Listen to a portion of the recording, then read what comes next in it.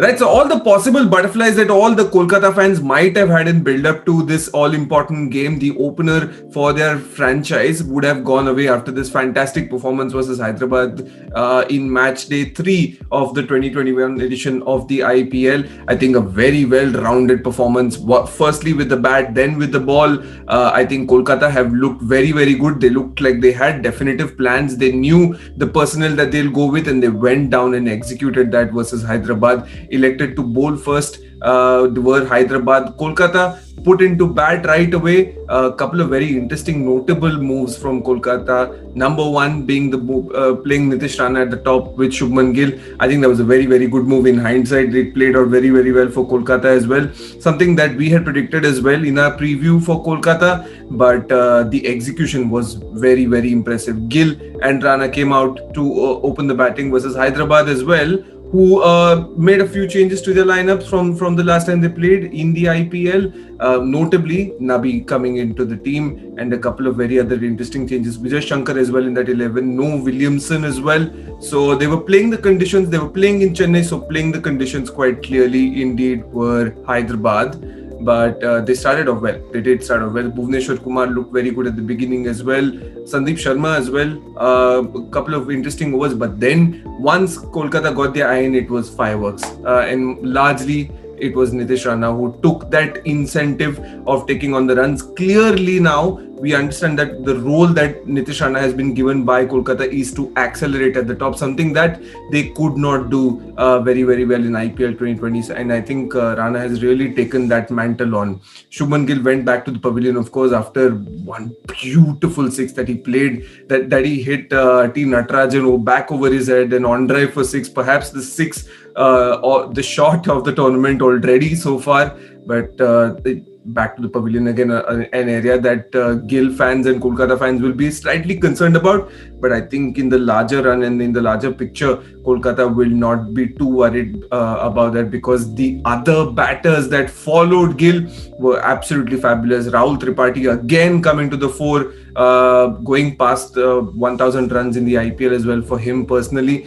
Just the sheer timing that Raul Tripati displayed in all of his batting, absolutely fabulous. Batting over a strike rate of 180. Nitish Rana also batting over a strike rate of 140. These two are the consistent lot in a team of superstars, Nitish Rana and Rahul Tripati, and they displayed that yet again. Fabulous batting indeed. I think notably they targeted Vijay Shankar, they targeted Sandeep Sharma as well, hitting these two for quite a few, while negotiating the likes of Rashid, negotiating the other bowlers, also taking on Bhuvneshwar Kumar notably towards the end, and putting up a very good total on the board in very trying conditions.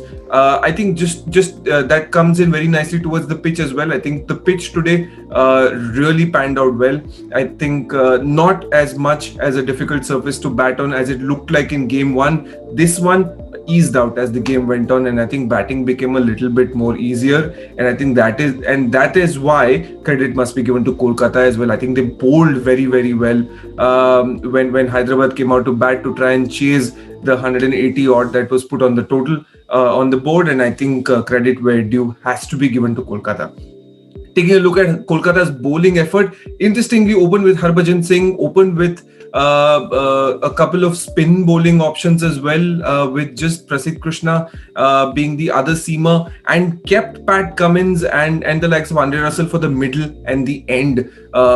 They knew what they wanted to do. They wanted to open with spin. They did not want to go in by the tried and tested old school method of trying to open the bowling with your Pat Cummins and the other options that they had. They knew what they wanted to do, and I think it worked out very well for them, didn't it? At one stage, SunRisers Hyderabad were 11 for 2, but then the rescue act began, or at least the attempted rescue act began with Bairstow and Pandey. I think the duo were very good. They went out and attacked the bowling, really did target the likes of Russell. They targeted the likes of Chakravarti as well, and took the attack to Kolkata in those middle overs, where I think Hyderabad at that point were looking a little, they were looking a little suspect, but then they decided to counter attack, and the momentum was nearly shifting towards Kolkata, but then Kolkata never really got out of the game. They, at one end or the other, they kept plugging things back in, tried and sort of blocked one end out when the other end was leaking runs,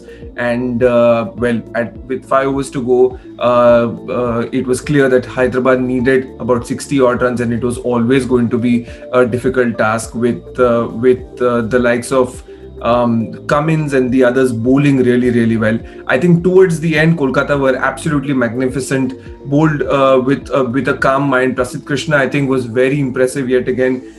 Coming back on that India cap, I think he's brought that confidence into this team, and he's a much bigger and better bowler in this time as well. So I think all in all, a very good performance in the end. Of course, there was a little bit of flurry from Hyderabad, but KKR looked like the team that deserved to win this tie, and I think a very, very good beginning for Kolkata. Few butterflies, of course, were there in build up to this game and in build up to this tournament on what are the roles that are going to be allocated. But I think this game is a testament to the fact that Kolkata have gone back to the drawing board and have thought about how they want to execute their plans, and have come out and said, listen, these are the plans, these are the players, and these are the tasks that you have been entrusted with. Go out there and perform for the franchise.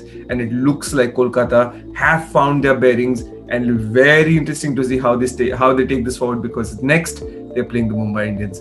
Very excited for that game. Alright, let's preview the big game on Monday, and this is a game that I'm really looking forward to, because this involves two teams that I absolutely love. They're exciting, they're young, and they play attacking slam bang cricket. Yes, we're talking Punjab versus Rajasthan. Two young captains. It's a showdown of two young captains. Sanju Samson making his debut for Rajasthan as the full-time captain, and of course Rahul with a point to prove. It's a new team, a new franchise name, and a couple of new players in that Punjab unit, and I think they really will be looking forward to proving a lot of people wrong, especially after the way they sort of fizzled out last time around. Let's take a look at Rajasthan first. Of course, I mean, it's a franchise that's very close to my heart. So let's take a look at Rajasthan first. I think the number one thing that I want to see is how Sanju Samson goes about his business. He's somebody that we've all called out to, who needs to come in and perform a little bit more consistently, and it needs to happen now, doesn't it? It'll be interesting to see whether he wilts under pressure or whether he grows under the responsibility of being crowned as the captain at this stage of his career for Rajasthan. That is something that I'm very, very looking forward to. The other bit that I'm looking forward to is which player do they choose as the fourth foreigner in this unit. We know that Butler, Stokes and Morris will be the three foreign players that are mostly set to play for Rajasthan. Who becomes the fourth? Will it be Mustafizur Rahman, Andrew Ty, one of the foreigner fast bowlers, or will it be someone like Liam Livingstone to try and muster up that batting? Remember, they're playing in Mumbai, so it'll be interesting to see how they go about it, whether they choose to strengthen their bowling or their batting in conditions where there's a bit of both for these two type of players. So I think that is the number one thing that I'm looking at for Rajasthan, and of course the involvement of Sanju Samson. How does he take this responsibility on is going to be a big question. And then of course seeing someone like Lord Tewatia is always a very attractive proposition. So Rajasthan, yes, really looking forward to the way they go about their business, and it'll be interesting to see how they take on Punjab, especially because Punjab have a top order that is parallel to none in this league, in my opinion. If you look at their four, KL Rahul, Mayank Agarwal, Chris Gale and Nicholas Puran, I think is one of the best top fours in this league. And it's going to be very interesting because Rajasthan have a slightly new looking fast bowling unit. There is no Jofra Archer, remember, so there'll be onus on Chris Morris and the other Indian fast bowlers, the likes of Untitled versus Punjab's top four, and it'll be a clash that everybody will be looking forward to. Also because it's time for KL Rahul, the 2016-2017 edition of KL Rahul in the IPL, to come back into fray, play a little bit more attacking cricket. He said it as well in the press, and he's mentioned it as well to his teammates, that he wants to go out there and play more attacking cricket. And I think that is a big plus for Punjab, and something that they will really be looking forward to. Also will be looking forward to seeing someone like Nicholas Purun, who's sort of had good form while he's played in franchise cricket across the world. And his I think the journey that Purun has been on, I think this could be a momentous season. It will be very interesting to see how he bounces, how he performs rather, in this edition of the IPL. The other very important and attractive proposition is seeing someone like Jai Richardson, and of course interesting to see how the other Punjab fast bowling contingent sort of works in and around Jai Richardson. Remember, Punjab have paid a lot of money for Richardson, and it'll be interesting to see how he goes about his business and how the fast bowling unit of Punjab comes together. Remember, they went for a lot of runs last IPL, gave away runs at an average of about 8 in the power play, and almost about 11 towards the death overs. This is Punjab's A-list fast bowling unit that went for these many runs. So it'll be interesting to see how they fix that hole, and how do these new recruits fit into the larger scheme of things. So I think two teams that have spent a lot in the auction, two teams that have a lot of attractive young players,